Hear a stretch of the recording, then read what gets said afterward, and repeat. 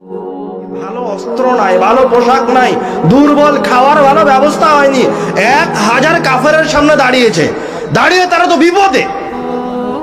রব্বুল আলামিনের সাহায্য ছাড়া তাদের অস্তিত্ব বিলীন হয়ে যাবে।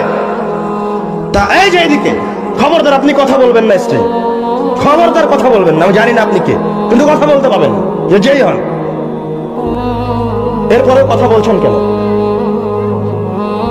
আপনি যদি কথা বলেন তাহলে আমি আব্দুর রহমান আব্দুর রাজ্জাক কথা বলবো না, নেমে যাবো স্টেজ থেকে।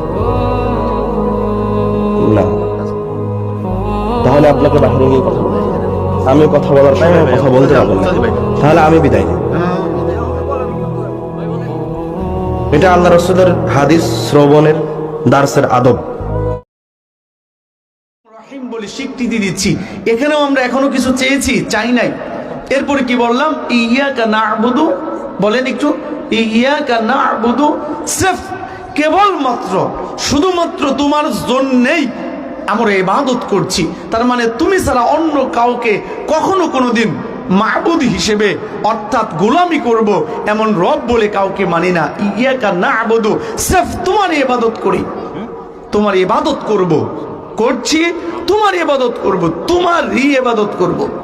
আমি তোমাকে ভালোবাসি, আমি তোমাকেই ভালোবাসি। আকাশ আর পাতাল তফাৎ। আমি তোমাকে ভালোবাসি, আরো কাউকে বাসতে পারি।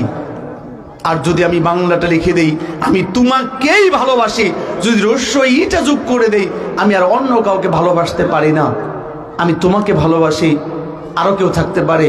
আর আমি যখন লিখে দেব, আসলে বাস্তবে আপনি সির্ফ একটি জিনিস চেয়েছেন, সেটা হলো সিরাতে মুস্তাকিম। তারপরের আয়াতগুলো দেখেন, আর কিছু চান নাই, এই সিরাতে মুস্তাকিমকে ব্যাখ্যা করছে।